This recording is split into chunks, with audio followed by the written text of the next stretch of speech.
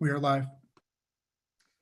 Good afternoon, everyone. I'd like to call today's meeting to order. Welcome to our May Board of Regents meeting. We're all remote today, so I'll call roll of all of the regents one by one so they can be noted for the record and for those not able to be seen on the screen. Regent Acker. Present. Regent Beam. Present. Regent Bernstein. Present. Regent Brown. Here. Regent Hubbard. Here. Regent Illich. Present. Regent Weiser. And Regent White, I believe, is not here either today. Also joining us, of course, are the university's executive officers. This includes Interim Vice President and Chief Financial Officer Brian Smith, who joins us today for his first board meeting. So welcome, Brian. I'd like to start by congratulating Regent Illich, who tonight is being honored by Families Against Narcotics at their Women Honoring Women Gala. The organization's mission is to empower communities through education and recovery services that enhance the quality of life for all family members. Let's give Regent Illich a round of Zoom applause. Thank you all. I thank the more than 11,000 U of M students who have submitted their COVID-19 vaccine status to the university. We're seeing greater levels of vaccination on campus in Washtenaw County and in the state. This will tremendously help us as we continue to strive to return to a more residential experience on campus and more normal activities in our lives. Vaccination, of course, is free, it's easy, it's widely available. The vaccines are safe and highly effective. I received the Pfizer vaccine. Please don't miss your shot. Last week, the university shared the report that detailed the external investigation into sexual abuse by the late Robert Anderson, a physician in our health service and athletics department until 2003. We're thoughtfully and diligently reviewing and assessing the report's findings, conclusions, and recommendations, and will work to regain the trust of survivors and to assure that we foster a safe environment for all. At our last meeting in March, I described the work we will do to identify and create a set of unifying shared values to help us set a high standard for campus behaviors, systems, and practices. This is one component of work to implement changes following the misconduct of Martin Filbert. Patricia Hearn, the Dean of our School of Nursing and a professor of molecular, cellular, and developmental biology, will co-lead the working group on culture change, along with Sonia Jacobs. Dr. Hearn and Ms. Jacobs are developing the charge and a work plan for the group, whose purpose is to create an environment of mutual respect and accountability that is free of retaliation, where everyone can feel safe to report misconduct and feel supported throughout the process. The working group will consist of subject matter experts and community members at large. World-class faculty have always been a hallmark of the University of Michigan. Each May, we're proud to recommend faculty members for promotions and tenure. Today, the recommendations being put forward by Provost Collins, Executive Vice President Runge, Chancellor Dutta, and Chancellor Grasso highlight the strength of faculty on our three campuses. This strength enhances our state as well. For instance, Catherine Bauer, who's being promoted to Associate Professor in our School of Public Health, has translated her research on obesity into community-based interventions that lead to better nutrition and health for Michigan children and families. The work of Chemistry Associate Professor Andrew Alt has shown how freshwater particles known as lake spray put pollutants into the atmosphere. His research in places like Grand Traverse Bay and the Leelanau Peninsula has increased our understanding of Great Lakes air and water quality. Professor Leslie Scalaris of our medical school has developed community partnerships in Flint to make emergency stroke care accessible to underserved individuals.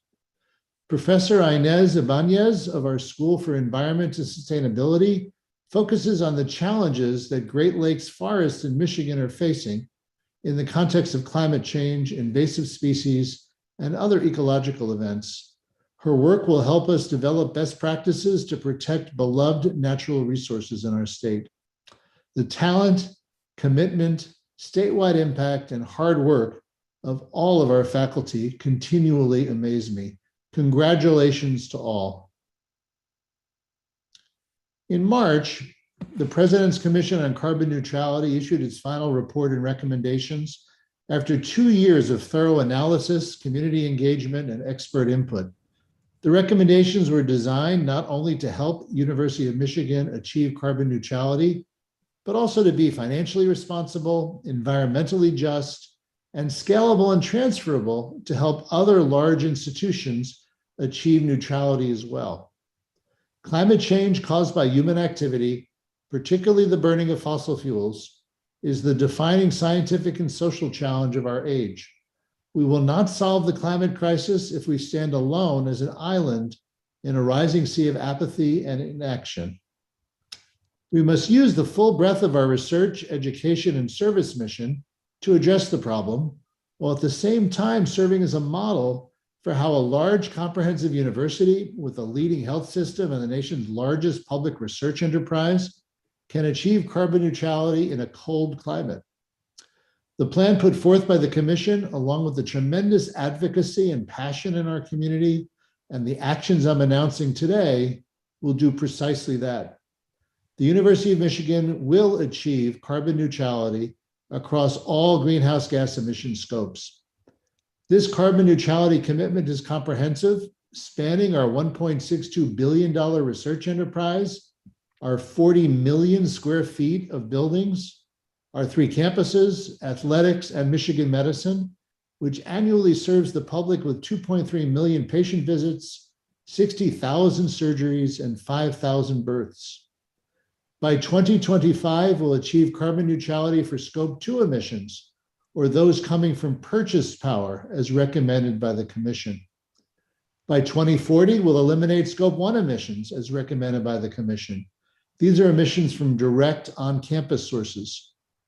A set of initial transformative projects will advance this goal, including geothermal systems for heating and cooling some of our new construction projects, beginning with Beister's Building addition on the North Campus, electric campus buses for Ann Arbor and Dearborn as a first step towards decarbonizing U of M's entire vehicle fleet, reevaluating the campus master plan with carbon neutrality at its center in collaboration with faculty experts, making all new building projects compatible with renewable energy-powered heating and cooling systems, and developing higher efficiency standards for new construction and renovation.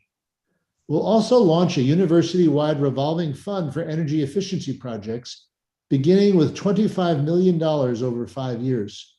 This is a 5-fold increase over our current commitment.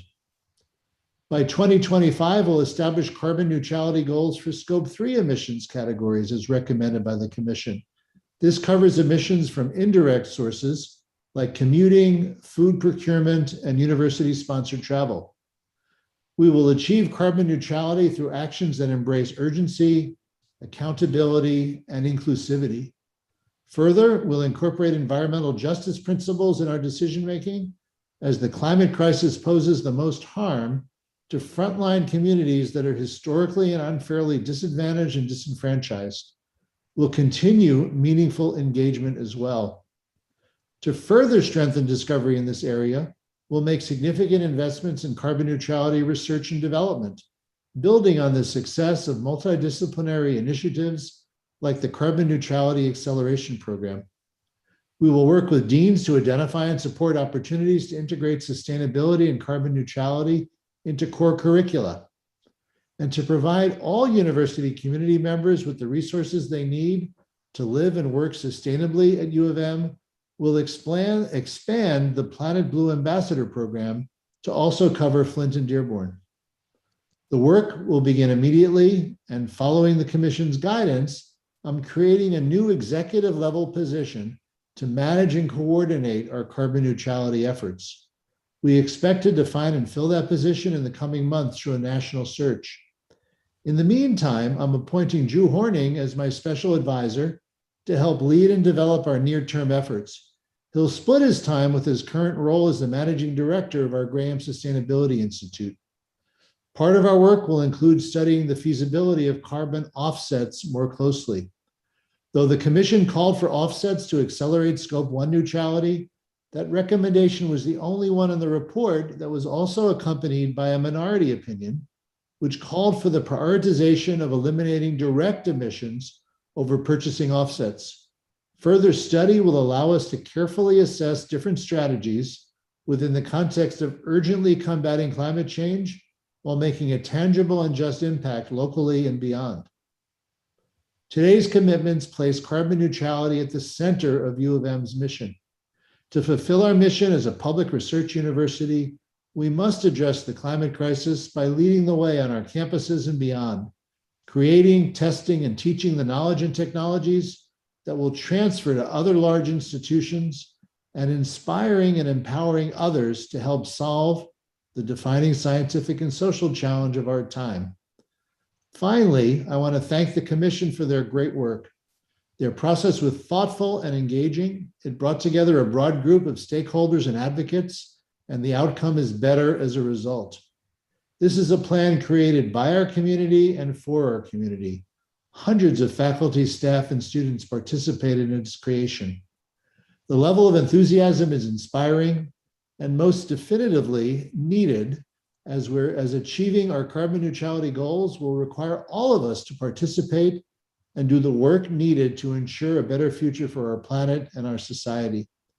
We're sharing more details on our plans today on my website and in the university record. I believe a couple of regents wish to make comments. First, I'll call upon Regent Mark Bernstein. Thanks, Mark. This is a really big deal. It's a big day. It's a day to celebrate here together. I want to start by just thanking you, President Schlissel, for your leadership and your initiative on this, and then Jennifer Haverkamp and Steve Forrest, who led the President's Commission on Carbon Neutrality as co-chairs, and then, of course, the 15 commissioners who worked for 2 years to produce an almost 194-page report. And then, of course, Andrew Horning, who you mentioned, Lydia Whitbeck, Liz Berry, and Griffin Reams, who supported the work of the commission. At a recent meeting, we announced our commitment to carbon neutrality with regard to our investment policy. Today, we commit to carbon neutrality with regard to the operations of our university. The President's Commission on Carbon Neutrality completed an ambitious endeavor. The process was thorough and inclusive, and their report is outstanding. We embrace the Commission's high level of analysis, applaud the Commission's robust engagement, Mark, that you mentioned a second ago, and are proud to announce these first of many steps towards implementation. We're integrating sustainability into the core of our mission. I think it's important to highlight how comprehensive this commitment will be. This work applies to every single aspect of our institution. Every decision, every building, every student, every faculty member, every staff person, every administrator on every campus in Ann Arbor, Dearborn, and Flint. We are not taking any shortcuts. We're including every single structure and process of our university, from teaching to research to the health system to athletics. And we're including every single source of greenhouse gas emissions. Scope 1 emissions caused by direct on-campus emissions from heating and cooling our buildings to fueling our transit systems. Scope 2 emissions generated by the electricity that we purchase. And Scope 3 emissions. These are emissions created by indirect sources like commuting, food procurement, and travel. Make no mistake, this is going to be a really big challenge. More challenging for us than most other institutions or universities, given our massive, complex infrastructure, 40 million square feet, the largest public research enterprise in the nation, a huge health system, tens of thousands of students across 3 large campuses. Environmental justice will be an important feature of this work. As the Commission notes, and I'm quoting, the climate crisis poses the most harm to communities that are historically and unfairly disadvantaged and disenfranchised. To put it bluntly, the people who have done the least to cause climate change feel the impact of climate change most acutely. That's why environmental justice experts and communities most affected by climate change must have a powerful voice in shaping solutions.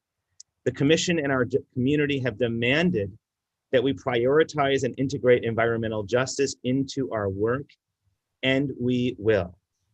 We're building accountability into every step of this process. We'll have a public dashboard, and the carbon neutrality leader will ensure that we embrace the urgency and accountability that this issue needs and deserves. If we can do this, and we will, then every university, every institution must step up. Nothing is going to be easy about this effort, but everything depends upon us meeting this challenge. There's no time to waste, so let's get to work. Thanks, Regent Bernstein. I believe Regent Brown wanted to make a comment. Thank you. And I wanted to second everything that Regent Bernstein said. And large efforts like this are one of the main reasons I wanted to join the board of the University of Michigan. But we are aware of how difficult the past year and a half have been, particularly at the University of Michigan.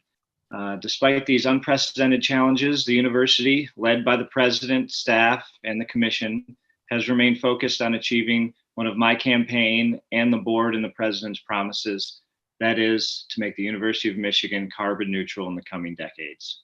Everyone should understand the allocation of the University of Michigan's resources is a pure zero-sum game.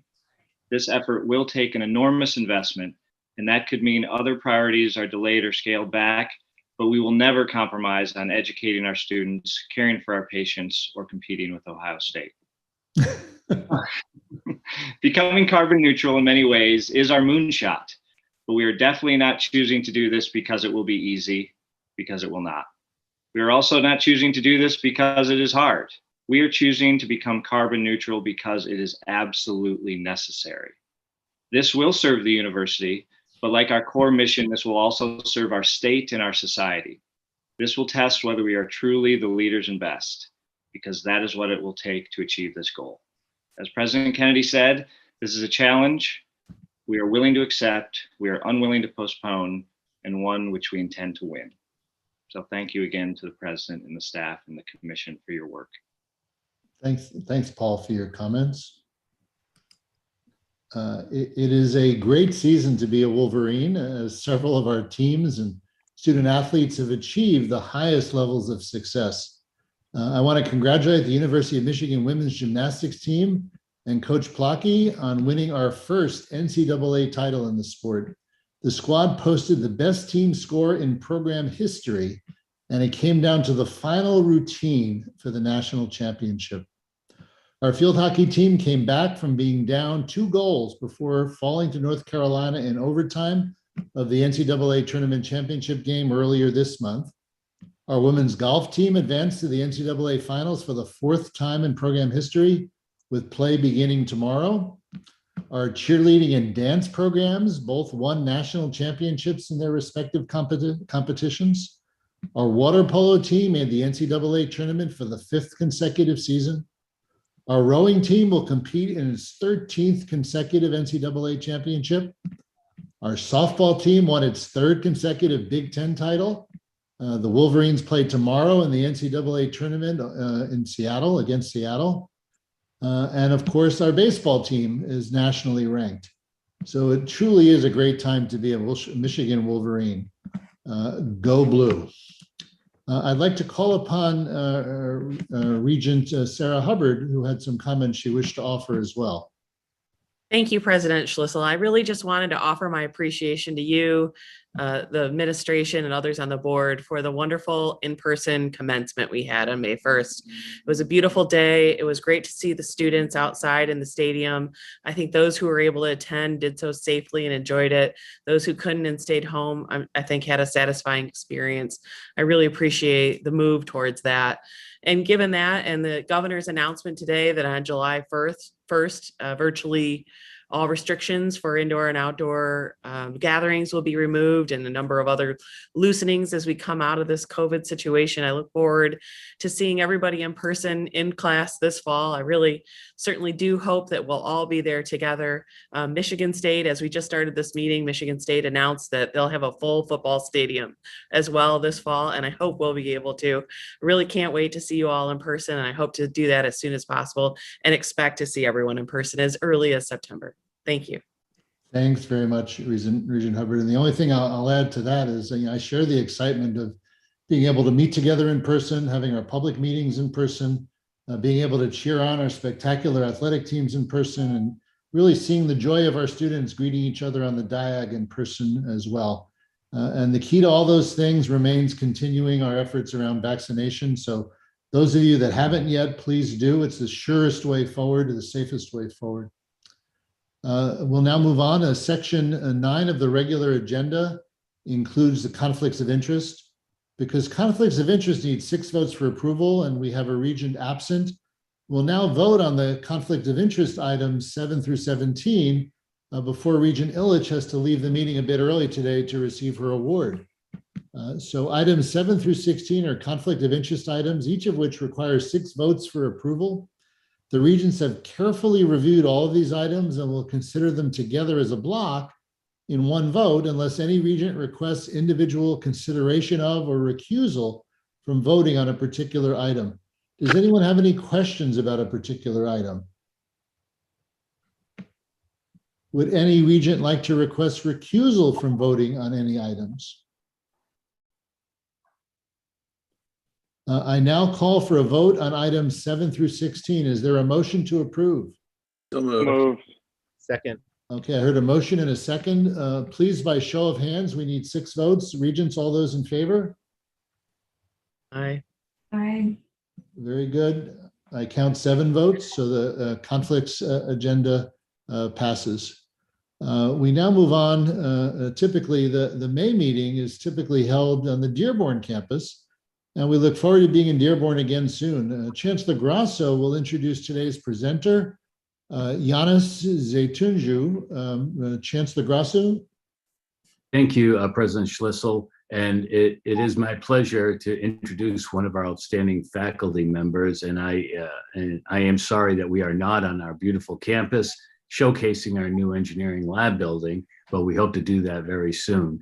But in the meantime, again, I'd like to introduce Yanis Zeytuncu, who is an associate professor of mathematics. And he is going to speak today on the geometry of music. Can we hear the shape of a drum? Yanis received his PhD from, Paul, you can cover your ears, from Ohio State. And he did his undergraduate degree in mathematics at Bilkent University in Ankara, Turkey. He studies several complex variables, operator theory, and complex geometry. And before he joined U of M Dearborn, he taught at Texas A&M University. He's authored quite a few papers and done many presentations, and he's been cited over 375 times, which is a lot for a mathematician.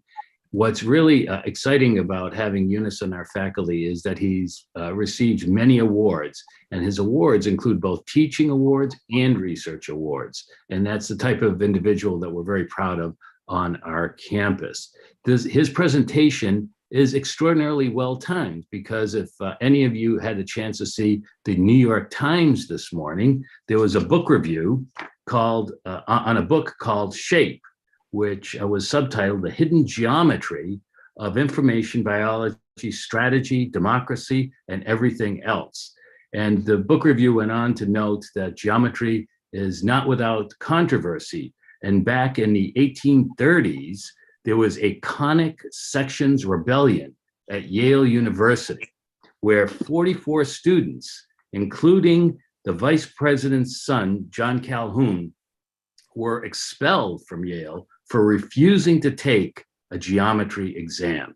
So I am sure that our presentation today is going to be very exciting, and there will be no reason to walk out of this meeting, because there will be no exam at the end of this. So I will turn it over to Yanis for his outstanding presentation.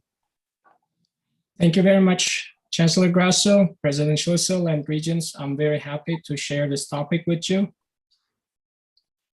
I will tell a little bit about geometry of music, but I want to start with a story. And the story is one of the dilemmas I have every morning when I go into the kitchen to fix breakfast. My wife, she likes coffee with her breakfast, and I prefer tea. And as a loving husband, I can make coffee and tea and serve them in these small mugs, and my wife can choose coffee and I can drink my tea. But as a playful husband, I prefer to put the coffee and tea in these insulated cups and put the lids on. When my wife arrives at the kitchen, she has options. She has to figure out which one is coffee and which one is tea. She can do this in many ways. For example, she can open the lids and she can look which one is coffee and which one is tea. But let's challenge her a little bit more and let's keep the lids closed. Then maybe she can come close enough to the mugs and she can smell them. And the smell will tell her which one is coffee and which one is tea. But let's make it even more challenging. Let's say she cannot look and she cannot smell. And I will challenge her by saying if she can hear which one is coffee and which one is tea. I will come back to this question. I'm sure you heard of this notion of hearing to see. I'm sure many of you tried to put a frame on the wall, and if you cannot find a stud finder around, probably you have done this too, knocking on the wall and trying to see where the studs are. 90% of the time, this fails for me. But the good news is we have more sophisticated technologies that we can use more sophisticated tools, signals, and sound waves to see various things. For example, underneath the ocean, by tracing sound waves, we can see what is going on. This technique is very common in medicine as well. Different imaging techniques in medicine, they use different signal analysis and they see what's happening inside the human body. These are great, wonderful technologies. They change our daily life. But as a mathematician, I have to answer the role of mathematics in all of this. If we think of all these scientific advancements and all sophisticated tools we use as a skyscraper, then all the researchers, engineers, and the scientists, we are working on different floors. And as we mathematicians, we mostly work on theoretical part of this building, and we provide an abstract framework for other scientists and researchers to see what is going on.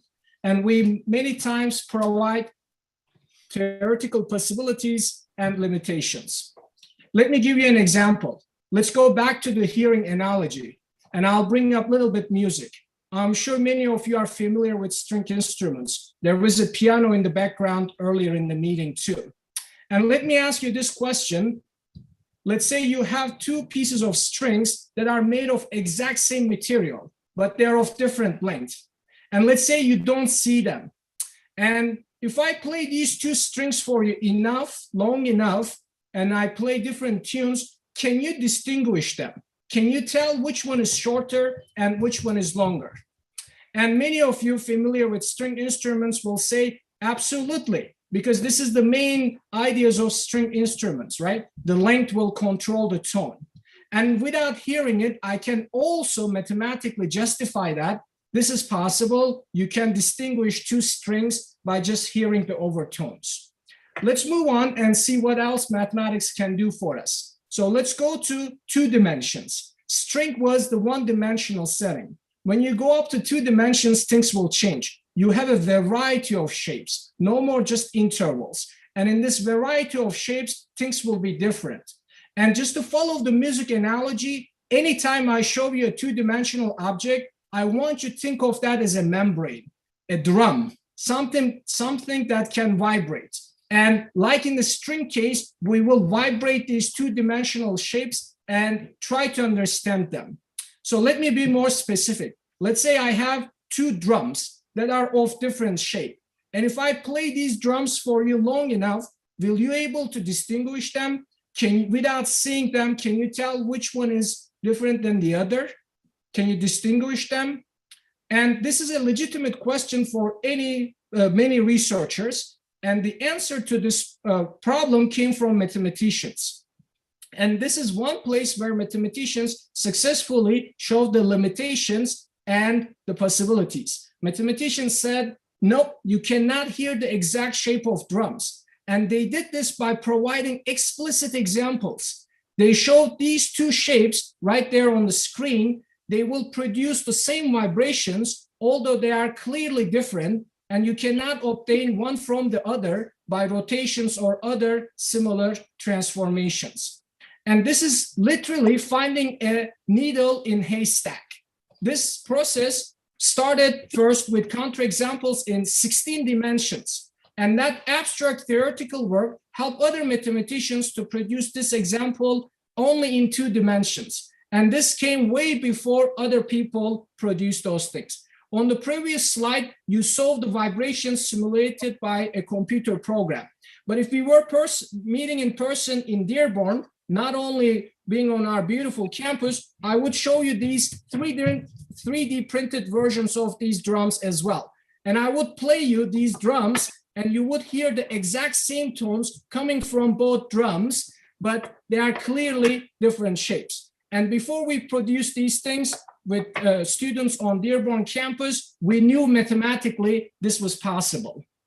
All right, going back to the role of mathematics and my research area, as I said, we provide abstract framework for other researchers and scientists. We show what is possible and what is not. Sometimes in mathematics, our abstract results take years and sometimes centuries to find their place in human life. So that's why at the end of my presentation, I will also mention a very immediate impact of our research program in Dearborn. In the Mathematics and Statistics Department, we host a summer program, our youth site in mathematical analysis and applications. This is the immediate broader impact of our research program. This is a very competitive program funded by 2 federal agencies, National Security Agency and National Science Foundation. Each year, we train 15 to 20 undergraduates from all around the country coming from very prestigious programs. It's a very competitive program. We receive more than 300 applicants per summer. And all these students participating in our summer program, they move on to various graduate programs around the country. Many of them have already received prestigious national fellowships. That's the immediate broader impact of our theoretical research in mathematics. And another immediate impact is answering that question I posed at the very beginning. We can help my wife. And I can show mathematically it is possible for her to hear which mug has coffee and which mug has tea. If she shakes them enough and listens for the correct tunes coming out of the mugs, she will be able to identify coffee or tea without looking inside, without smelling. With that, I conclude my presentation, and I'll be very happy to answer any questions.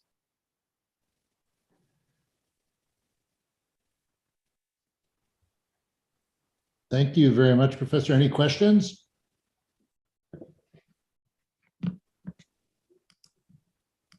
Well, I look forward to sharing a cup of coffee or tea with you in Dearborn soon. So thank you very much. Thank you. We now move on to our regular business agenda. First, the consent agenda. Minutes and reports are on the website. We're going to have next an update from Vice President for Government Relations, Chris Kolb. Vice President Kolb.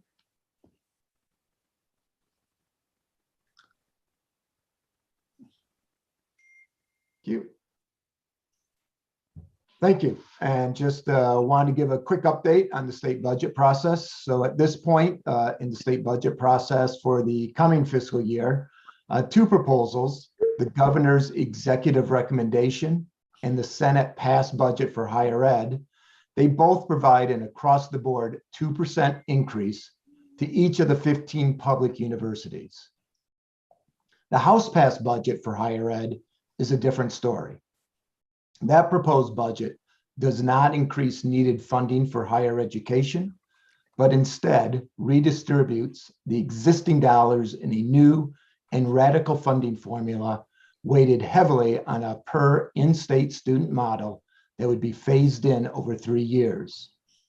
State business leaders spoke out this week, saying that this new formula could make it harder for people to attend college and diminish states and our businesses' ability to compete in a global economy.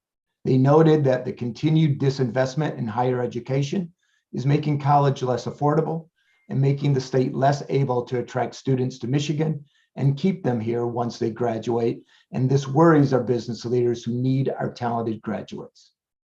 And Michigan is already behind, ranking 44th in per capita state support for higher education and ranking lowest in the country in grant aid per student. What is helpful is that the Senate is strongly aligned with the governor's proposal, and their higher ed budget was passed on an overwhelming 33-2 vote, and they do not appear to be supportive of the House approach. Next steps for the budget start tomorrow, when the House and Senate fiscal agencies, along with the state treasurer, will agree on how much money the state will receive in the current and coming fiscal years. By all accounts, it's expected that the state's revenues for the general fund and the school aid fund will be way up. Early projections are in the billions of dollars. By statute, the budget is supposed to be presented to the governor by July 1st, and the fiscal year for the state starts on October 1st. So there's still much more to come before the budget is finished. As always, I'm available whenever you want or need any additional information. Thank you. Thank you very much, Vice President Kolb. We now move on to the Dearborn Campus Report. Chancellor Grasso. You're muted, Chancellor Grasso. Trying to keep down the background noise here. President Schlissel, I would like to first highlight two of our faculty members that are being promoted and one is being tenured today. The first one is Dr. Amanda Esquivel, and she is an assistant professor of mechanical engineering, and she's going to be promoted to associate professor with tenure. She has a BSE from the Ann Arbor campus in mechanical engineering and an MS and PhD in biomedical engineering from Wayne State University. She's written several very influential papers, and even though is just an assistant professor, has been cited over 350 times, which is pretty significant for an experimentalist. Her area of research focuses on biomechanics, with specific focus on head injury. Her work has included the use of wearable devices to evaluate dynamic movement, which has implications for athletes as well as working professionals. She focuses primarily on soccer and lacrosse players. Students constantly rave about her teaching and their evaluations. Her work has been funded by NSF and the Michigan Institute for Clinical and Health Research. And she's also very active in K through 12 outreach programs. So I'm very proud to highlight her.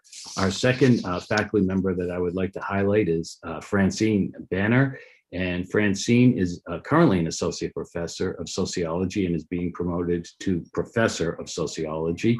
She received her AB from Wellesley College, a JD from NYU Law School, and a PhD from Arizona State in Justice Studies. She describes herself as a feminist legal scholar with her primary area of research that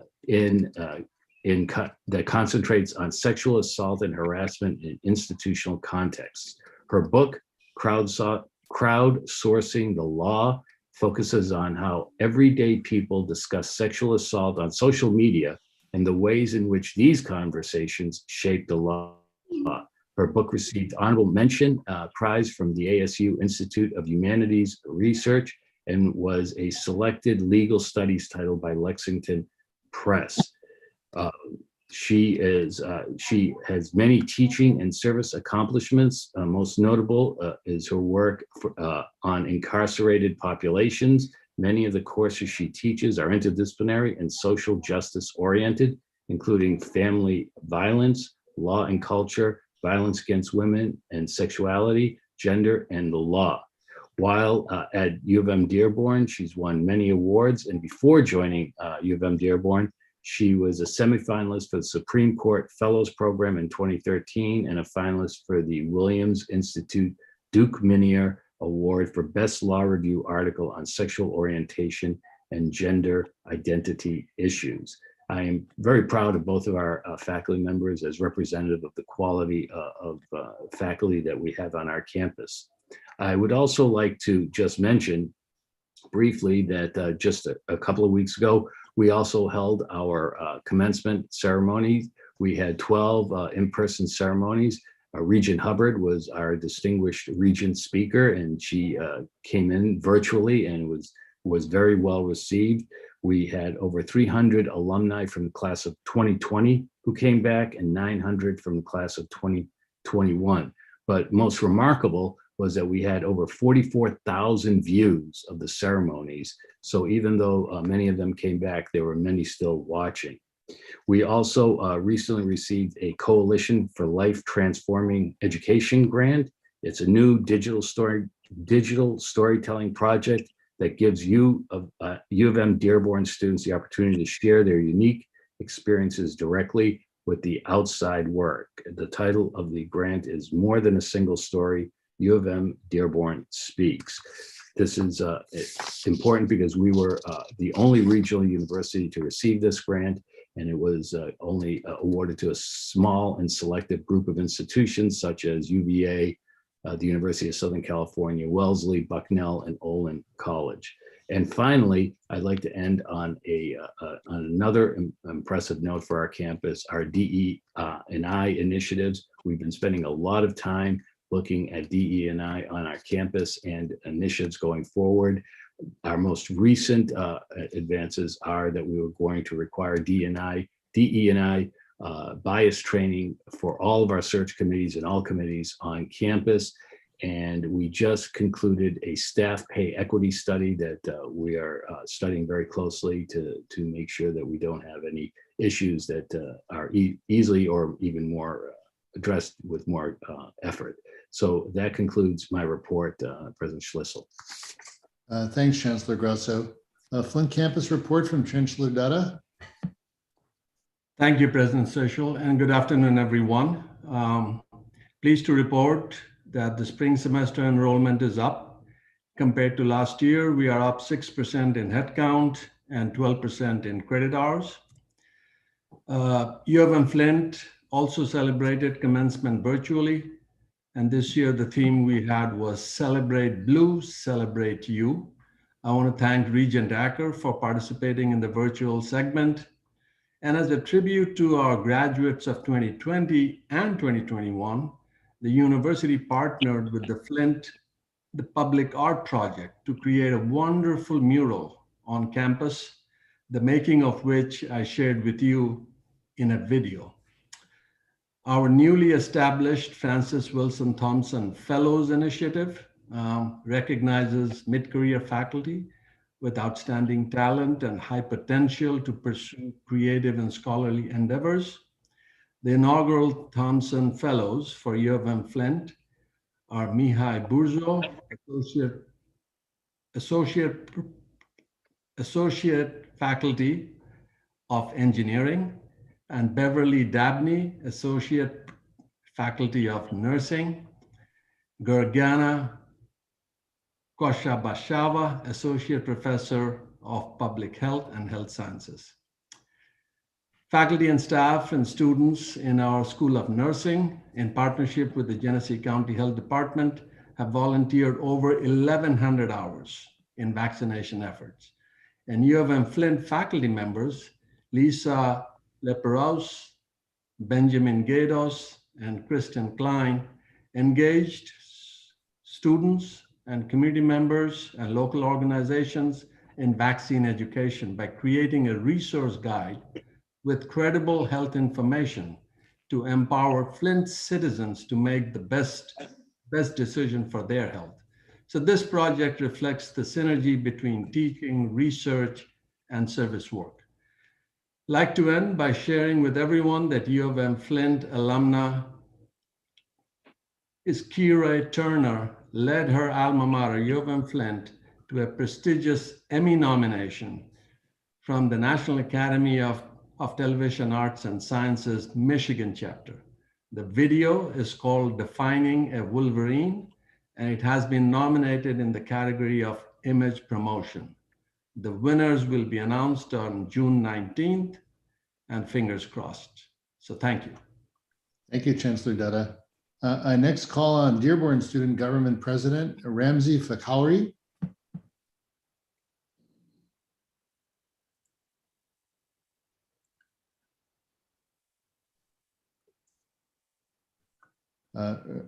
Ramzi, yep. Apologize. Hello, President Schlichel, Regents. I appreciate you having me on here and for being in attendance in this meeting. It's a great honor to us. With that being said, our Dearborn campus is setting out to do we have some amazing initiatives in line. With the recent transition of power, our Dearborn administration is centered on growing strong relationships with faculty and unifying the voice of our students. With that being said, we are actively planning and encouraging virtual events such as a President's Roundtable to foster and encourage networking within our campus and also with campuses statewide. We are strategically planning our return to campus and are implementing a first impression team to create a great first experience of the University of Michigan Dearborn and the Dearborn difference that we offer and bring.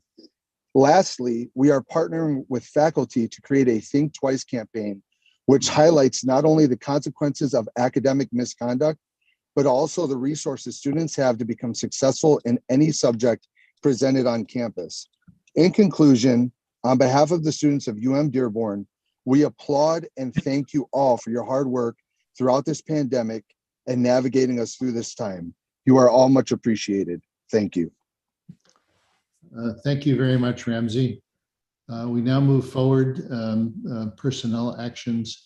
As mentioned earlier, faculty promotions take place this month, so I've asked for a brief overview of some of our outstanding faculty from all of our campuses, starting first with Provost Collins. Great, thank you very much, President Schlichel, and it's a delight to be here this afternoon. The university's excellence is really founded on the strength of our faculty, and that strength is undiminished despite a year of unprecedented challenges in teaching, research, and service. Our faculty have shown great dedication and resilience, continuing work of the highest quality while learning new ways of doing so. The review of casebooks for promotion and tenure has made clear that our faculty are outstanding researchers and innovative teachers who contribute in many, many ways to our public mission of serving society.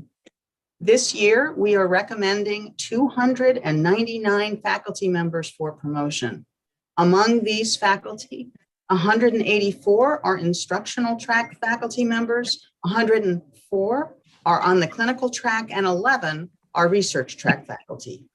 Each case was reviewed carefully at the department, school, provost, and presidential levels, and it is my pleasure to recommend these accomplished faculty members for promotion and to highlight the accomplishments of 3 of them. And it's always a challenge to choose such a small number. The first 2 are recommended for promotion to associate professor with tenure, and the third for promotion from associate professor with tenure to professor with tenure. First, Erin Seck is a faculty member in the sociology department in LS&A. Her path-breaking research brings cultural analysis to sociological questions about inequalities in work and education that have generally ignored culture's role and focused more on structures. Professor Seck's research, using a wide variety of methods, from survey to interview to experimental methods, identifies the cultural mechanisms that operate beneath institutional structures and practices. Her research demonstrates how everyday cultural concepts and beliefs like self-expression, meritocracy, following one's passion, and scientific excellence reproduce or produce inequalities in the labor market, especially in STEM fields. Professor Seck is also a caring teacher and mentor at all levels. She brings particular skill to mentoring undergraduates, helping them to develop impressive research skills and carry out complex projects. You may have heard of the second faculty member I'd like to highlight. Tiffany Ng's work as she is the university's carillonneur and a faculty member in music, theater, and dance. She is an inspiring teacher, drawing students from across the campus for carillon lessons and for courses in social entrepreneurship in the arts and the role of the arts in the transformation of cities. Through her teaching and her example, Professor Eng empowers students to envision their work as carillonists broadly, as performers, social advocates, and citizens of the communities they serve. She engages her students in scholarly and artistic projects, collaborating to reimagine carillon studies for the 21st century by developing a repertoire from a diverse cohort of composers. Professor Eng has published the pedagogical materials and repertoire that she has created with her students. This fully reimagined and inclusive new canon is used worldwide. And third, Sunita Nagrath is a chemical engineer whose research goal is to bring the next generation of engineering tools to patient care, especially in cancer. Her major focus is to develop advanced tools for understanding cell trafficking in cancer through isolation, characterization, and study of circulating cells in peripheral blood of cancer patients. In addition to her faculty role in engineering, she is co-director of the Single Cell Cancer Core at the Rogel Cancer Center. A dedicated and caring instructor, Professor Nagrath has devised new courses and substantially revised existing courses to really good effect, ensuring that students at all levels are knowledgeable about current developments in the field. She is the recipient of 24 grants from federal agencies and foundations. Professor Nagrath was elected as a fellow of the American Institute for Medical and Biological Engineering early this year. And it's truly a pleasure to be able to highlight them in recognition of the incredible accomplishments of our faculty. Thank you. Thank you, Provost Collins. I next call on EVP and Dean Marshall Runge. Thank you, President Schlissel. I too would like to highlight two of our outstanding faculty who were promoted this year from assistant professor to associate professor. As you'll hear, they are both doing exciting work that is improving health and improving our understanding of disease. The first is Dr. Tammy Chang. Dr. Chang is a health services researcher and a practicing family physician in the Department of Family Medicine. She is also the co-director of the National Clinician Scholars Program at our Institute for Healthcare Policy and Innovation, where she trains and mentors junior faculty in health services research. Dr. Chang's NIH-funded research is focused on improving access to reproductive health care and promoting healthy pregnancy weight gain in at-risk adolescents using technology and social media. In fact, she's the founding director of My Voice, a national text message poll of youths 14 to 24 years of age that informs local and national policies. Dr. Chang is an alumni 3 times over of the University of Michigan, having received her medical degree, Masters of Public Health, and Masters of Health and Health Care Research, all here at the University of Michigan.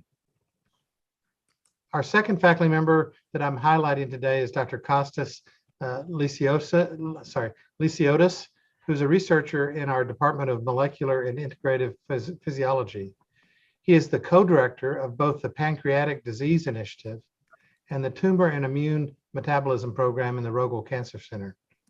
His research is funded by both NIH and foundations and other sources, and focuses on biochemical pathways and metabolic requirements that enable tumor growth and survival, particularly in pancreatic cancer, which, as you know, is one of the most difficult to treat types of cancer. Dr. Lysiotis joined the faculty in 2015 and since then has received a number of awards, including the Next Gen Young Investigator Award from the American Association for Cancer Research and the Young Investigator Award from the American Gastroenterological Association. I think these two young investigators and tenured faculty members now are great examples of the many, many faculty in the School of Medicine that are working to improve our knowledge of health and our health. Thank you. Thank you very much. Now, Chancellor Grasso already presented a couple of his newly tenured faculty, so I'll call upon Chancellor Dutta next. Thank you, President Sichel. U of M Flint is recommending 12 faculty members for promotion and tenure. Each of them have a very strong record of teaching and scholarship and service to the community. I'd just like to take a moment and highlight 2 faculty members as example of the group. First is Professor Julie Ma, who is an assistant professor. She joined U of M Flint in 2017 after receiving her PhD from Michigan State. Her scholarship record since joining U of M Flint is nothing short of remarkable. She has published 17 peer-reviewed articles in high-impact interdisciplinary journals. She's the first author in 7 of these articles and took the lead on conceptualization, data analysis, interpreting, and writing. Dr. Ma has established herself as a strong teacher, researcher, scholar, and a citizen of the university and community. She takes excellent care of the students in her class. She's able to interweave connections between her areas of research expertise, service contributions, and a genuine commitment to promoting the success of her students. I am so proud to recommend her and others as promotion from assistant to associate professor of social work with tenure. The second example I'd like to give to you is a faculty member in our School of Management. As you know, I had mentioned once earlier, the online BBA program is ranked #1 in the state. And Dr. George White III, Associate Professor of Management, teaches the capstone course on strategy in that program. He joined the SOM faculty at U of M Flint in 2017, is a highly respected scholar in the field of international business strategy with a special focus on non-market strategies and non-market cooperative agreements among multinational enterprises. He has over 25 peer-reviewed journal articles. He is recognized in the School of Management as an excellent and innovative teacher on campus and online, and his use of computer simulations is a wonderful experience, I'm told, for all the students. So I'm proud to recommend him and the full 12 for your consideration for promotion and tenure. Thank you. Thank you very much, Chancellor Dutta. We also have 2 supplemental personnel items, and I'll turn things back over to Provost Collins to present those 2. Thank you very much. It is truly a pleasure to recommend the appointment of Adele Brumfield as the next Vice Provost for Enrollment Management. Ms. Brumfield has broad experience in college admissions at institutions including independent liberal arts colleges and several R1 universities. From these experiences, she has developed a keen understanding of college applicants. She is also deeply knowledgeable about an array of institutional efforts to address access, equity, and student success. As her career has progressed, Ms. Brumfield has brought her knowledge to bear on a number of concerns in enrollment management. Currently, the Associate Vice Chancellor for Enrollment Management at UC San Diego, she leads work on undergraduate admissions and financial aid, business and technology operations, and enrollment analytics. With her leadership, UCSD has seen a 51% increase in applications from underrepresented minority students and increased matriculation of Black and Latinx Chicanx students. Ms. Brumfield will bring great knowledge, important experience, and a strong commitment to access and success to the role of Vice Provost for Enrollment Management. I am also very pleased to recommend Kathleen Cagney as the next Director of the Institute for Social Research, ISR. Dr. Cagney, currently a faculty member at the University of Chicago, is an accomplished social scientist. She will bring a strong research record and a commitment to service to the role of ISR director.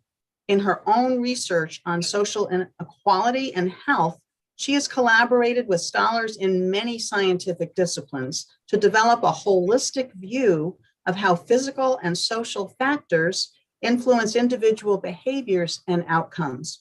Dr. Cagney's knowledge of the social sciences, her considerable administrative experience, and her deep commitment to increasing diversity among faculty and students who are engaged in social research augur well for her ability to lead ISR forward. When the Institute was founded in 1949, University of Michigan President Alexander Ruthven noted that it would bring to bear quantitative and experimental research methods on complex and important social problems. The appointment of Dr. Cagney will carry this critical work forward, and I'm delighted to recommend her as well. Thank you. Thank you very much, Provost Collins. I didn't mean to interrupt. I now call for a vote on the consent agenda, including the supplemental items. Is there a motion? So moved. Thank you. A second. I heard a second as well. All those in favor? Aye. Aye. Opposed? Thank you very much. The consent agenda carries. Now the regular agenda, finance and property. Item number 2, alternative asset commitments, interim Executive Vice President Smith. Mr. President, I request approval for an investment commitment of up to $50 million to FCP Realty Fund 5. This fund acquires, improves, and oversees the management of undervalued and underperforming multifamily properties in the Southeast and the Sun Belt. And the fund also invests in office properties on an opportunistic basis.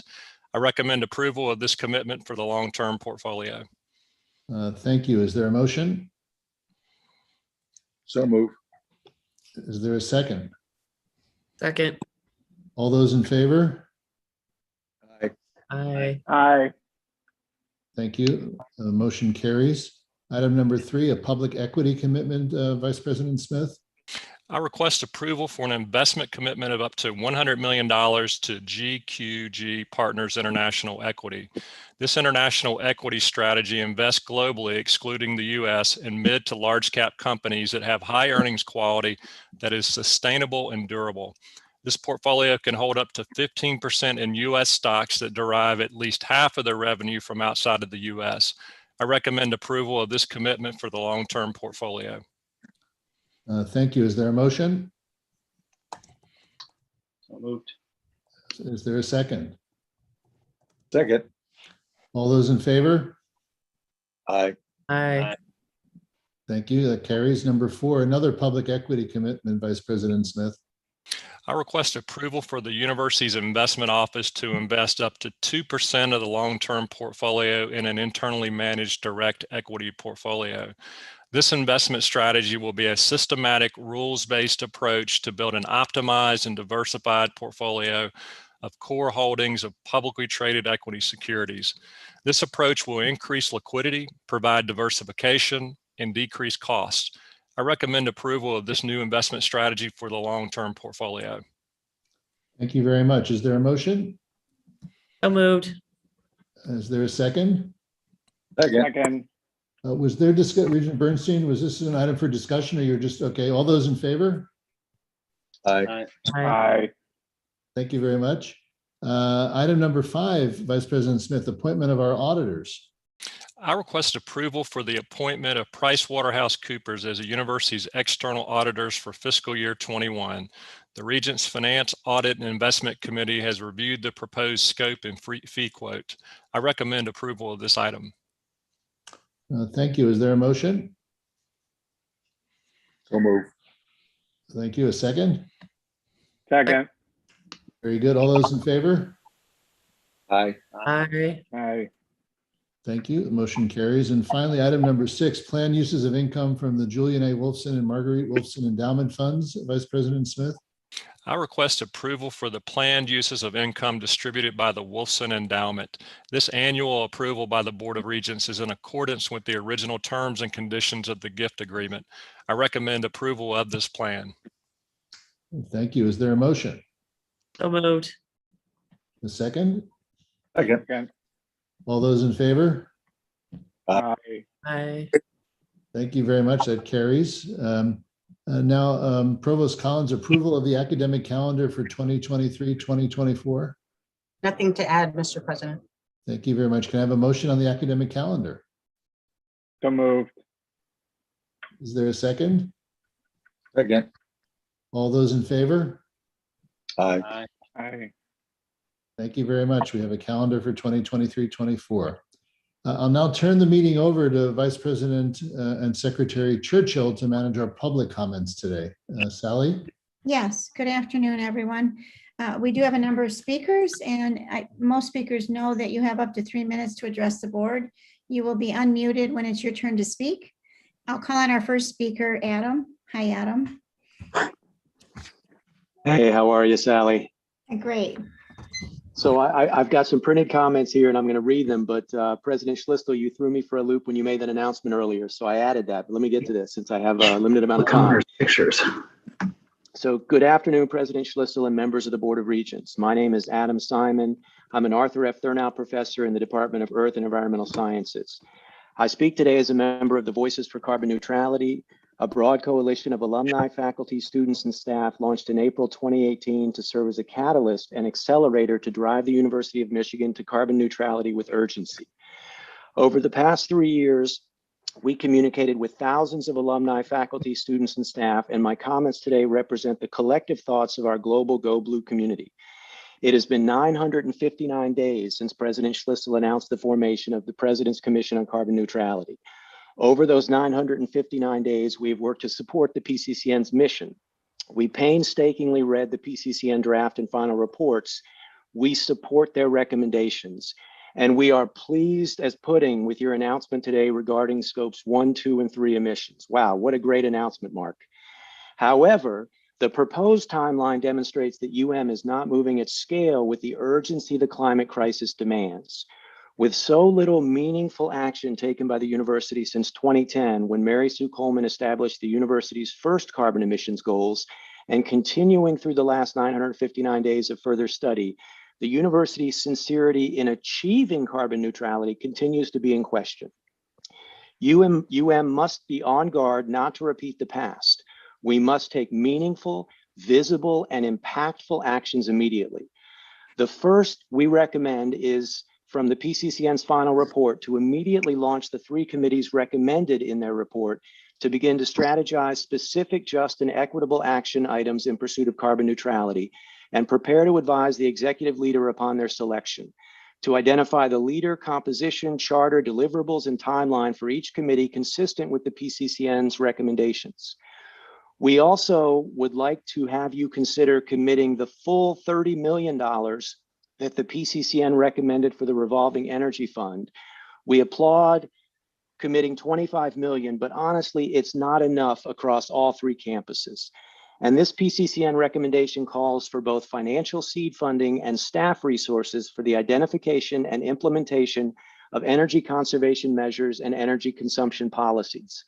If UM moves forward now with these recommendations, it will send a strong message to stakeholders within the university community, as well as to future students, external partners, and potential collaborators, that the University of Michigan understands the climate crisis and the need for bold, equitable, and urgent actions. Moreover, it will advance the preparation of our students for leadership in a climate-changing future. Thank you for listening. Thank you very much. Our next speaker is Ashwin Pai.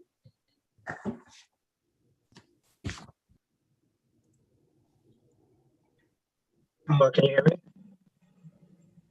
Yes, we can. Thank you.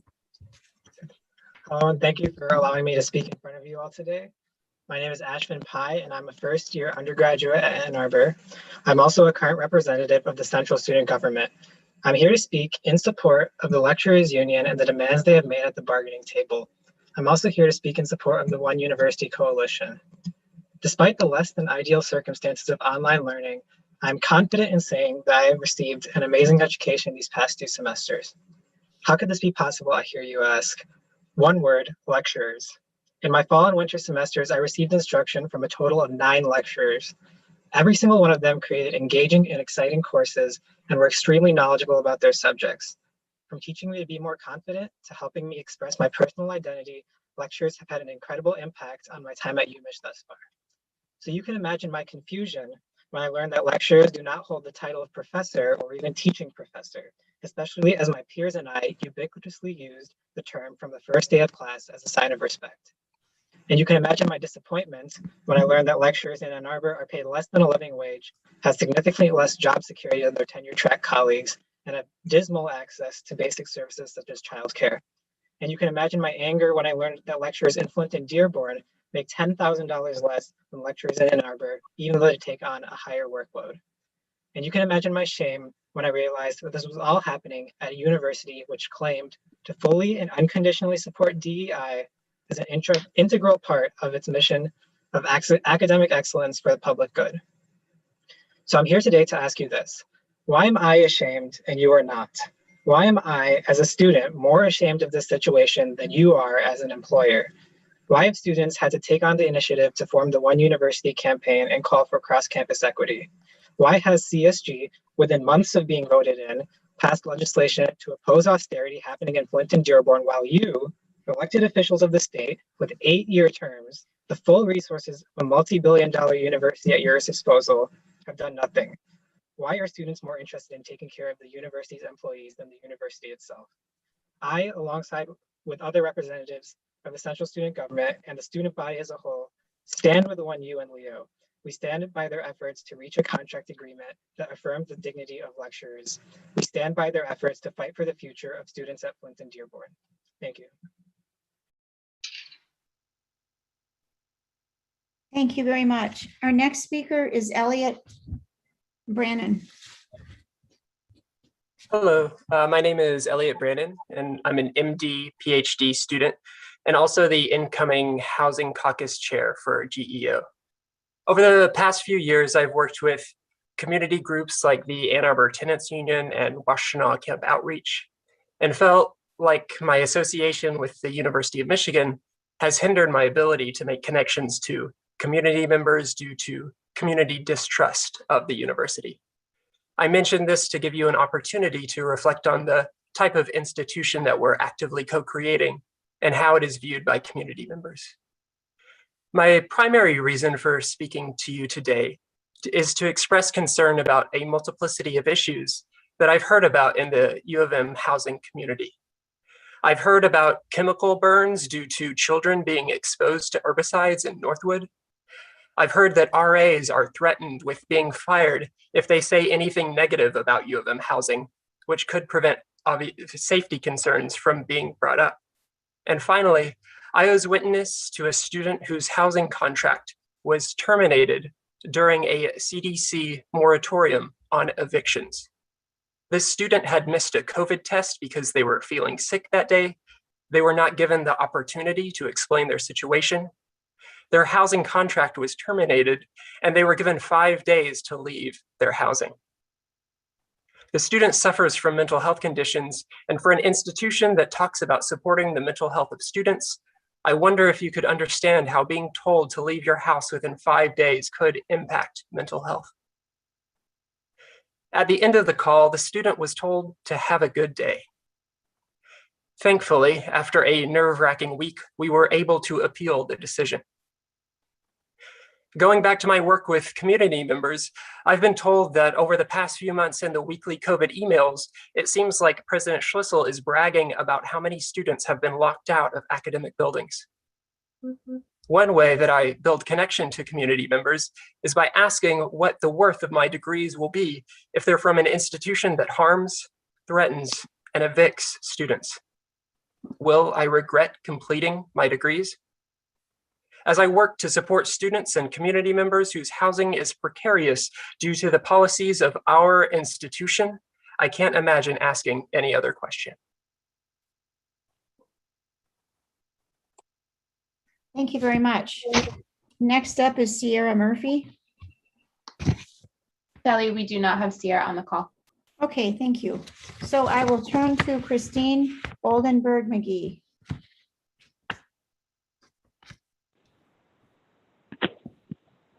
Good afternoon, Board of Regents, President Schlissel, Dr. Runge, and other guests. My name is Christine Oldenburg McGee, and I am a physician assistant in trauma burn, emergency, and acute care surgery at Michigan Medicine, and also a third-year PhD student in the School of Education. I am speaking to you today as the Vice President and Bargaining Committee Chair of the United Physician Assistants of Michigan Medicine, also known as UPAM. I am happy to report we have reached a tentative agreement with plans to seek ratification in the next few weeks by our members. Your support in our efforts has been very helpful in this process. Our teams met for a consolidated week of bargaining to reach a tentative agreement.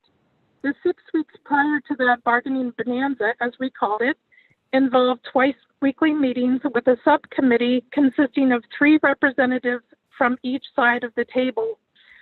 I have to admit we were a little skeptical at the start as to how these sessions would go. However, with a leap of faith on both sides, we spent those 6 weeks blending our proposals in what we called a no BS approach to bargaining. We even joked several times when things got a little intense about the no BS approach, which grounded both sides back into what turned out to be a very collaborative, problem-solving approach to bargaining instead of a traditional positional bargaining stance.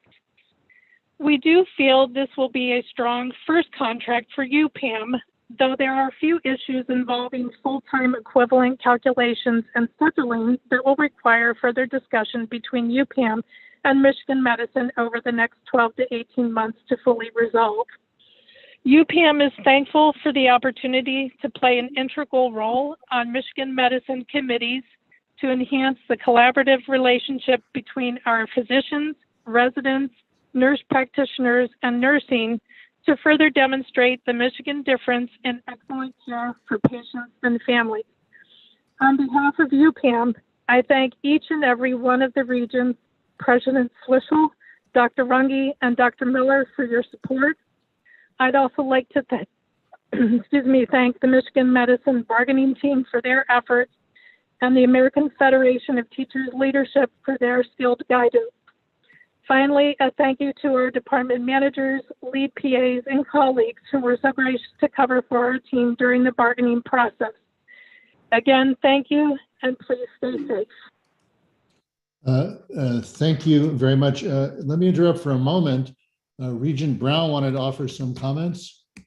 Yes, I just wanted to congratulate UPAM on the tentative contract. This is your first as a new bargaining unit. Represented employees, I think, are one of the institutions that make the university as strong as it is. I'm excited to have a new bargaining unit on campus. And I'd like to congratulate all of your members, as well as thank the administration, particularly Michelle Sullivan, Dr. David Miller, and Dr. Marshall Runge on really the tenor, the tone, and the success of this negotiation is, I think, unique, but hopefully we'll see a lot more of it in this institution to come. So congratulations to everyone, and it makes our institution stronger. Thank you, Regent Brown. Back to you, Sally. Yep. Our next speaker is Jane Vogel.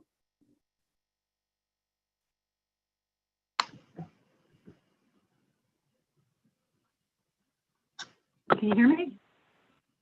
Yes, we can. Am I in? Yeah. Okay, thank you. So my name is Jane Vogel, U of M alum, retired Ford manager, current trustee in Scioto Township, and also part of Voices for Carbon Neutrality. Thank you. For the carbon neutrality commitments made today, they are a great step forward. They can put Michigan on a path to leaders in best, and they are what the climate crisis calls for. As Regents Bernstein and Brown said, it is a day to celebrate, and it is U of M's moonshot. It will take great rigor to deliver. The climate is in crisis, and U of M needs to lead with urgency. It was 28 months from the president's announcement on carbon neutrality to the commission's final report. In 2018, U of M ranked at the bottom of the Big Ten in greenhouse gas reductions. Our leading peer universities, MIT, OSU, Iowa, Stanford, others, continue to move forward with speed. Michigan's pace to date is not consistent with the urgency of the climate crisis. Today's announcement is very exciting, and it may be met with just a little bit of skepticism. Michigan has been down this road before with modest results. Today and tomorrow's students, faculty, alum, and community members clearly have high expectations. This is about pace. U of M has to move with the fierce urgency of now. It is so appropriate to draw on a Martin Luther King quote, given that justice and equity are the flip side of the climate crisis coin. The final report is good, and the commission deserves the community's deep appreciation. Now is the pivot to implementation. We have less than 9 years to dramatically reduce the greenhouse gases to avoid a severe tipping point in our climate system. Given U of M's societal mission, it must be led with all rigor. What will it take? BCN sent a letter to the Regents in mid-April with 5 recommendations and resent it today since we are speaking to it. They are also reflected in a letter to President Schlissel sent today with more than 420 signatures gathered in just the first few days. First, begin the international search immediately for the executive level leadership position reporting to the President. Deep expertise will be critical. Second, meet with the university's executives, deans, and unit leaders ASAP to charge them with identifying PCCN recommendations that can be acted on immediately without waiting for the new executive leader, and to initially report back December 2021. Third, BCN developed a list of early wins from the report that can be of help. These and other first actions are essential to build momentum, credibility, and trust, and to begin the rapid, real reduction of U of M's greenhouse emissions. If U of M moves forward with urgency and pace on real action and results, it will send a strong message to all stakeholders that U of M is moving with the fierce urgency of now. Thank you. Thank you. Okay, next up is Nancy Kurzman. Hello, my name is Nancy Kurzman, and I want to thank the Regents, the University of Michigan, for allowing me this speaking opportunity. I also want to thank the Leo Union for encouraging me to share our story with you. I'm a lecturer at University of Michigan Dearborn with 25 years of teaching experience. My colleagues and I bring tremendous value to the university in many ways. Dearborn and Flint lecturers teach a majority of undergraduate classes and more than 2/3 of first and second year undergraduate students. Pay parity is critical to us. Our proposal asks for $60,000 in minimum pay across all 3 campuses. This is because lecturers are grossly undercompensated for the value of their work, particularly in Dearborn and Flint. Let me share a few figures with you so you can understand the dimension of this problem. The minimum full-time lecturer salary in Dearborn and Flint is $41,000, which is shameful. To compare, the minimum salary for full-time lecturers at Penn State is $51,000. At University of Massachusetts system-wide, it's $56,000, and system-wide, regardless of campus, at University of California is $66,000.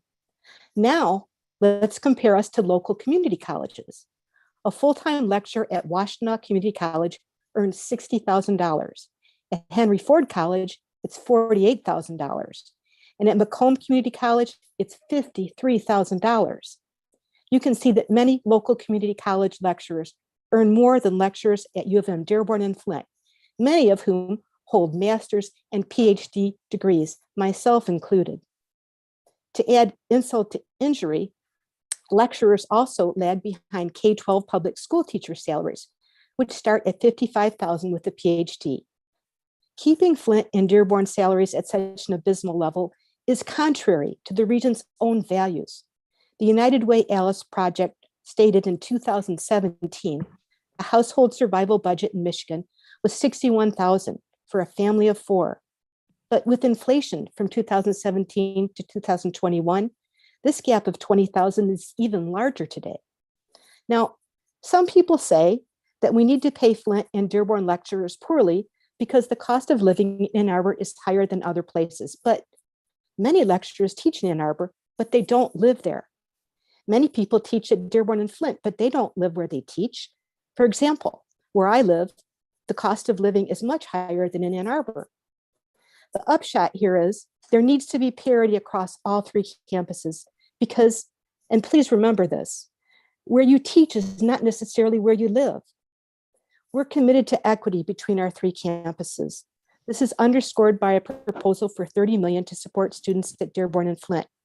We are concerned about this issue because we're educators first and foremost. Students confide in us about their pressing financial issues, and they tell us when they drop out because they can't stand the stress of full-time work and school. We are the frontline workers at U of M. Lecturer working conditions are student learning conditions. Thank you. Thank you very much. Okay, Andy Thompson. Hello, my name is Andy T. I use he, him, his pronouns, and I'm a lecturer in the Stamp School of Art and Design in Ann Arbor. I'm here to talk about my union, the Lecturers Employee Organization, and our current contract bargaining campaign that is founded on dignity, parity, and respect. The issues that matter most to me, for which there's been almost no response from the administration on, are our COVID impact and shared governance proposals. COVID-19 is a crisis that exacerbates already existing crises and failures within the system. One of the major failings here at University of Michigan is the issue of shared governance for faculty, specifically lecturers. Decisions are being made about teaching during COVID that do not include our diverse and experienced faculty with a seat at the decision-making table. There are lecturers in my program who have served under 3 different deans and are getting ready to serve under a 4th dean in the coming years. There are lecturers who've taught in my program longer than many of our tenured faculty. And these lecturers are not allowed to vote or say on any of our committees. This seems absurd. In my program, our deans and faculty did our due diligence back in February to make sure that we had a plan for the fall that reflected our faculty's judgment in accordance with university policies for in-person instruction. The current situation has no vaccination requirement, no transparency around planning, and no efforts to do an audit of our classroom's HVAC systems. We made decisions for the fall that were serious commitments to our students based on the information available to us, such that the students would know what they were signing up for. Stamps faculty felt confident they could offer 60% of courses fully or partially in person without there being any funny business, backtracking, or changes to the plan throughout the semester. Now, because of actions taken by the president and the provost, our instructor choice modality has been taken away, and nearly all classes are being forced to be in person, ignoring the reality that the pandemic is not over. I taught in person last fall, and it was a logistical and pedagogical mess with high numbers of absences and the school getting shut down in October. I'm being told now, as I was then, to be ready to pivot and to keep alternative teaching strategies and assignments in my back pocket. How big is my back pocket? I teach 3D studio art and design, where I'm responsible for thousands of dollars worth of supplies and tools for my students. I need to know, am I buying materials for a project they will be completing in the studio, like carving wood with power tools, or are they carving a bar of soap with a kitchen knife in their dorm room? After last fall, I opted to go fully remote for the winter semester with the sole purpose of bringing consistency and predictability to my classes. As such, my student evaluations from winter were some of the best teaching evaluations in my 13 years here. This is because I had a plan and I was able to deliver on that plan uninterrupted. Now we're preparing for a repeat of uncertainty for the fall with vague plans and decisions that we had no say in developing. I call on the Regents and administration to support Leo's contract negotiations and our proposals on shared governance and COVID impact. Our proposals will make everyone's lives better by ensuring transparency and a culture of collaboration rather than one of strong arming and animosity. Also, we must have pay parity for lecturers in Flint and Dearborn. Thank you. Thank you. Lisa Hine.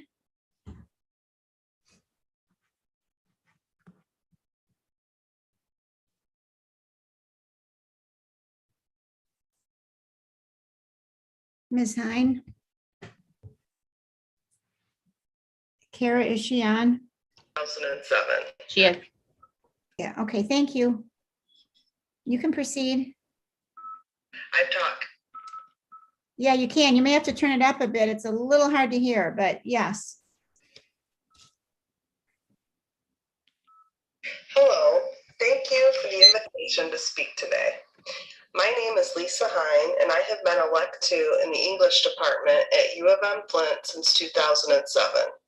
I've taught college level writing for 20 plus years. I hold a master's degree in teaching English and a PhD in reading education.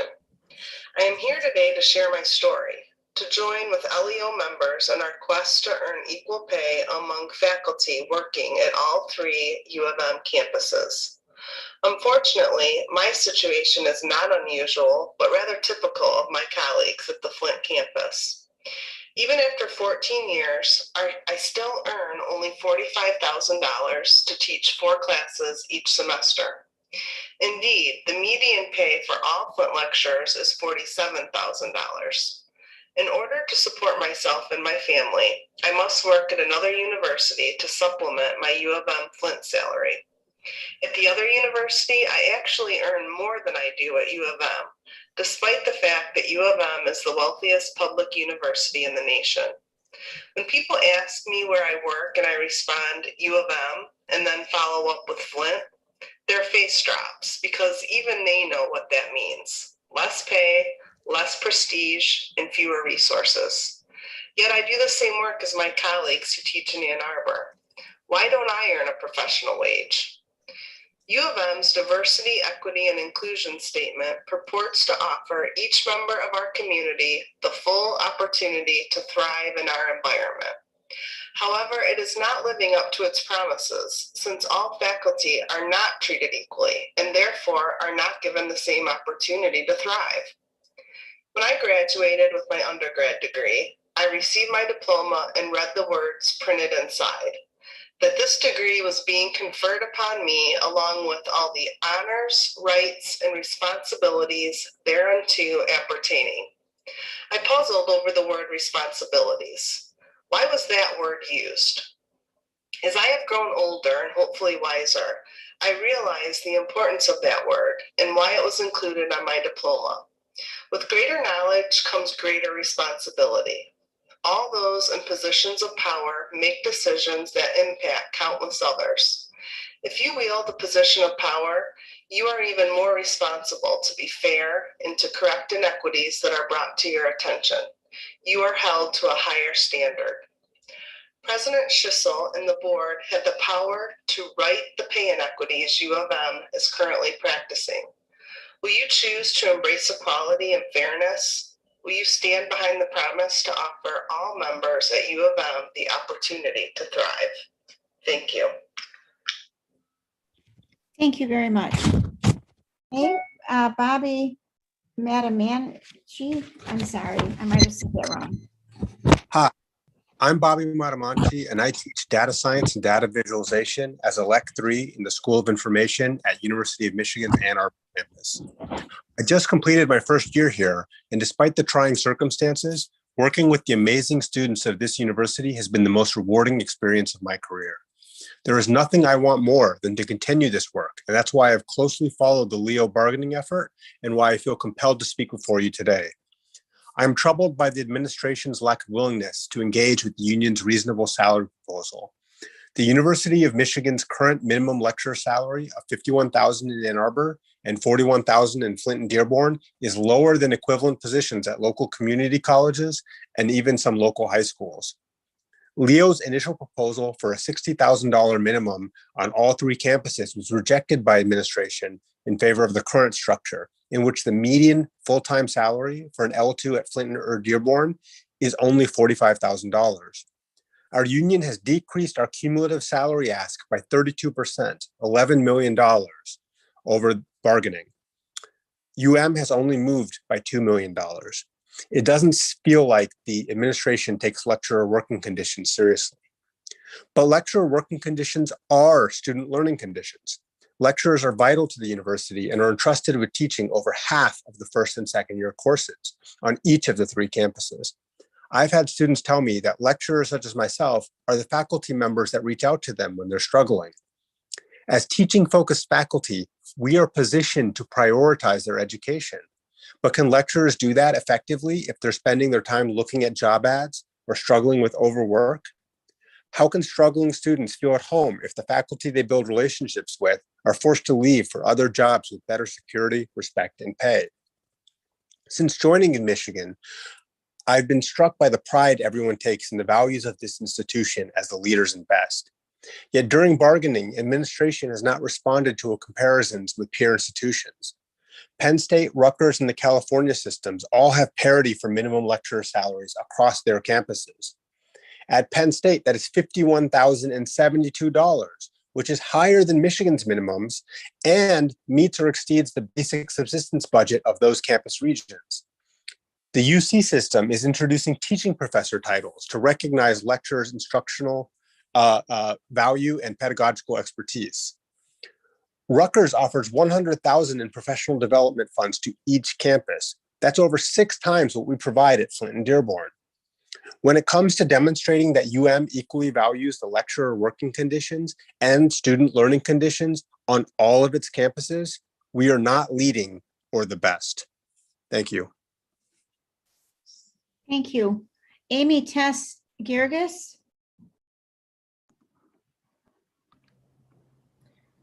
Good evening, everyone. My name is Amy Tess Girgis, and I just graduated from the Ann Arbor campus 2 weeks ago.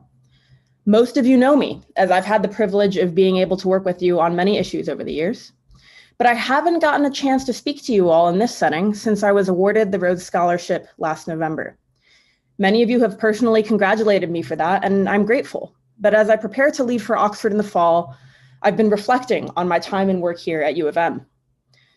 And in doing so, I can't help but point out that I was in large part awarded the Rhodes for my campus and community organizing work, much of which was done to push you all to fund and support the Flint and Dearborn campuses. Shortly after I won the scholarship, I saw my image at the top of a glowing profile in the Leaders and Best newsletter.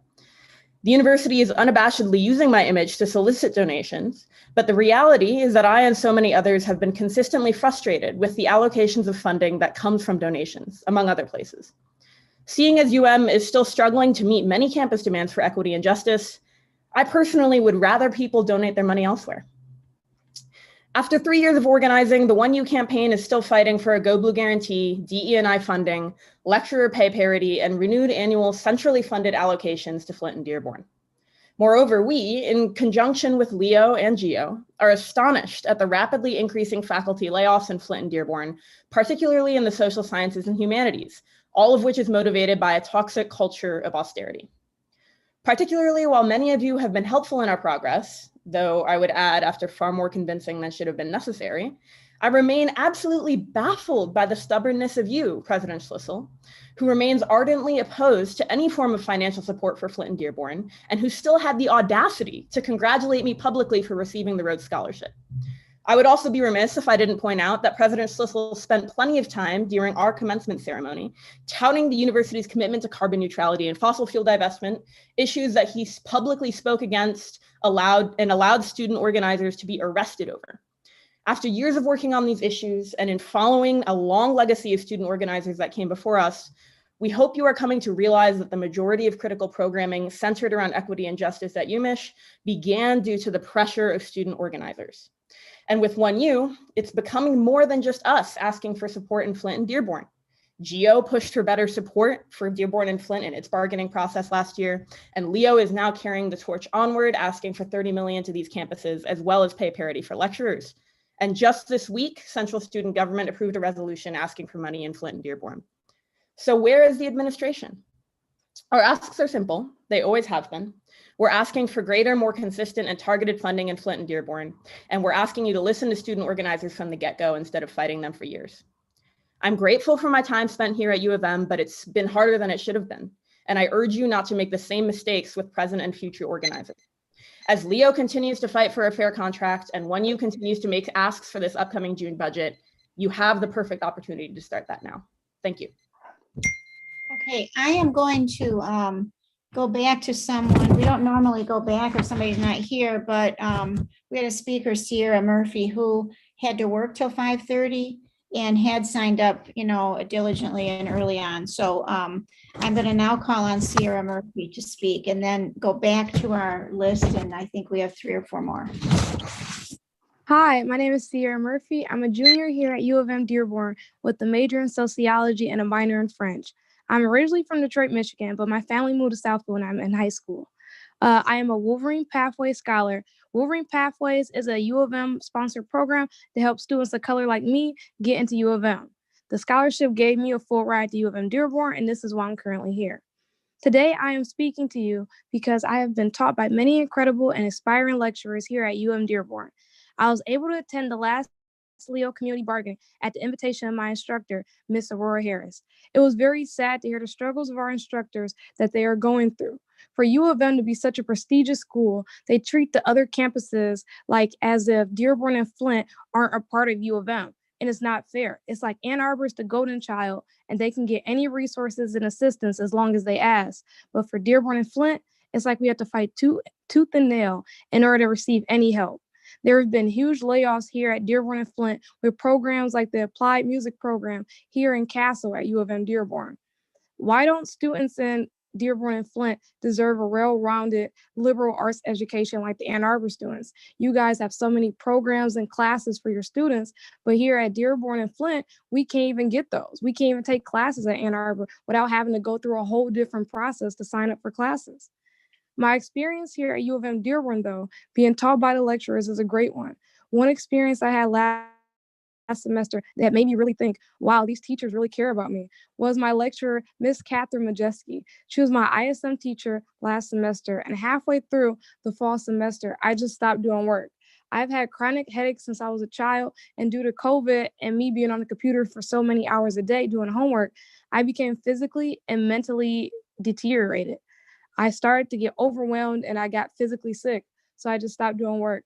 Miss Catherine asked me what was going on because I stopped attending class. And in the beginning, I had a B+ and then I had an F. And she heard me out and she learned about my situation. And she gave me the option to do an incomplete for her class because I was sick most of the semester. In 2 weeks of grinding every day to do her work for her class, I went from a 37% back up to a B+. That experience will literally stick with me forever because I really thought I was going to have to use a pass-fail for her class. And I had no hope for myself. She supported me along the way, along with other U of M Dearborn lecturers, and she made me feel better about my work and as not to get overwhelmed. Lecturer working conditions and student working conditions are needed here for U of M Dearborn and for U of M Flint because with no lecturers, there will be no students here. And with no students, there will be no lecturers. Dearborn and Flint students deserve the same respect and opportunities as Ann Arbor students because we are all one university. It is heartbreaking to know that the lecturers could work in their field of study and make more money as in their field of study than a lecturer here. I know they love teaching us, and I know they love being our lecturers, and I'm glad that they are here to teach us. Thank you. Thank you, Sarah. Okay, Pamela Miles.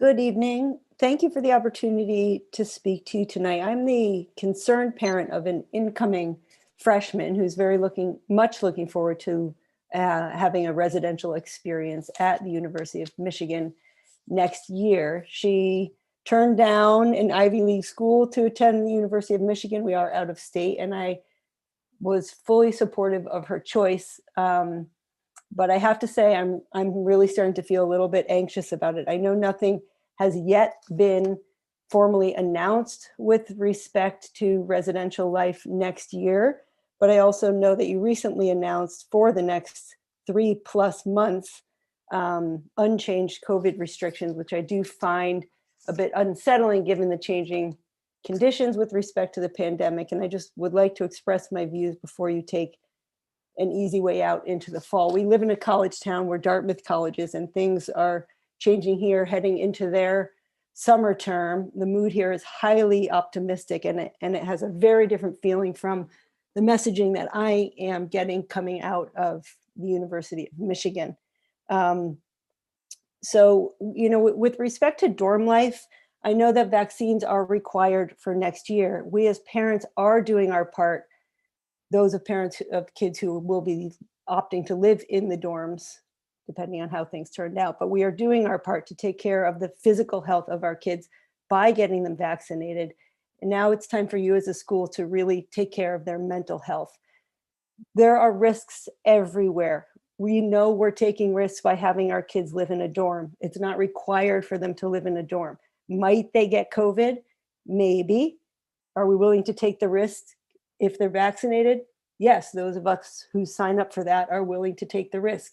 The vaccine is not just hope, it works. They may get sick. It is very unlikely that they will get very sick. Might they get the flu? Yep, maybe. Might they get sick from it? Yep, pretty sick. Might they get mono or anything else that goes around in dorms? Yes, of course. All of that can always happen. But that does not mean that these kids who are living in the dorms together with the vaccine should be restricted. I know that you are not mandating vaccines for other facilities. Put aside what is happening in the state legislature with respect to in-person classes, but there are lots of tools. I know you think that encouragement is the best way to go rather than mandating. You have sporting events, you have libraries, you have dining facilities, you have performing arts venues, which are tools.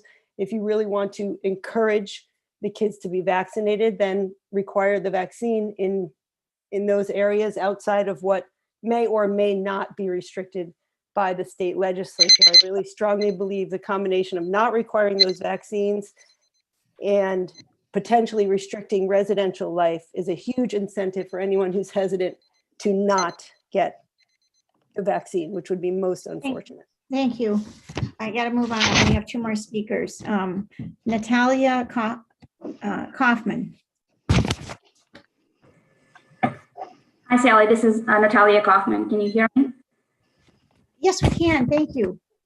Great. Well, I'd like to make a comment actually on a similar topic that was just reviewed. So thank you for giving me an opportunity to speak with you. I'm twice an alumna of College of Engineering with undergraduate and graduate degrees in mechanical engineering. And I'm now a proud parent of an incoming LS&A freshman. And the reason I wanted to speak with you tonight is I would like to encourage the Regents to follow recent scientific changes and recommendations to fully reopen in-person academic, extracurricular, and also residential living facilities. I heard through the parent grapevine actually earlier today that football is going to be on. So I'm taking that as a positive signal that perhaps you're thinking similarly, and especially with the residential facilities. So U of M Regents has an important mission for the university, which is to develop leaders and citizens who will challenge and present and enrich the future. And in my opinion, as an alumni, an important aspect of accomplishing this goal is bringing students together of different backgrounds, cultural, economic, academic, together in the melting pot that I think University of Michigan is so good at, and that's what makes this place so special. Just to share maybe my personal experience, I came, I call U of M as the start of my life in this country. I came to University of Michigan as a recent immigrant, and putting myself in a residential dorm in Ann Arbor was the beginning of my American experience, and it was so valuable to me later in life. So I think when you consider reopening fully residential facilities, I understand that you're trying to maybe curb some negative behaviors, but think about the less advantaged students for whom this is the beginning of their American experience. And I think it's so important to give them that full experience. Over the years, University of Michigan reputation has become global. And frankly, when I think back, the investment in University of Michigan degrees was probably the best return on investment that I've ever made in my life.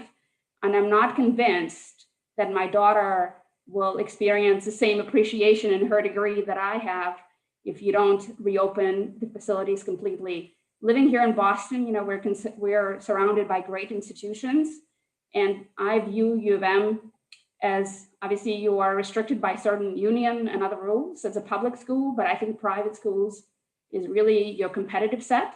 So I do encourage you to think about being competitive with institutions that charge, similar tuition rates. And University of Michigan, I think, deserves all the credit that it gets. But in order to continue on this virtuous cycle that U of M has been on over the last 20 years, which took work of so many people, I think you really cannot afford to go backwards and to lose that momentum, because I think reputation is so hard to build and maintain that you have to just keep going and open the university in person. Thank you. Thank you. Our final speaker this evening is Lola Pons Hervas. Hello, I'm Lola Pons, a lecturer in the Department of Foreign Languages in Flint, and I'll speak to the lack of support, the need for investment and parity. In 2005, I was hired as the Spanish Basic Courses Coordinator and taught 11 credits per semester, with the 12 assigned as release time for coordinator responsibilities. Back then, the department had 5 tenure track faculty and 6 lectors. Today, it has only 5 lectures. Since 2011, I've been teaching 12 credit semesters. When the last Spanish tenure track announced her retirement last year, we were told there would be no replacement. This decision reflects a pattern of disinvestment in my department and the Flint campus in general. As the only Spanish lector I've become the coordinator, program head, and faculty advisor. I was expected to take over all the 300 level courses, including those outside my expertise, and all other responsibilities handled by the retired professor while teaching 12 credits per semester, not 8 as tenure faculty do. This past year, I taught not only synchronously, but also 4 new courses. Next year, I'm scheduled to teach 3 new courses previously taught by tenure faculty, while still fulfilling my service responsibilities. Right now, the sole responsibility of reviving the Spanish program has fallen on my shoulders. I'm being asked to revitalize the minor since all our majors have been put on moratorium this year, while devising a new Spanish major from scratch. Previously, I worked on a proposal that provided the students the opportunity to fulfill their Spanish major, but it was rejected. Meanwhile, current majors and minors are being sent to other institutions to complete their coursework. This hurts enrollment, and when the administration does not invest in their programs or people, our students suffer the most.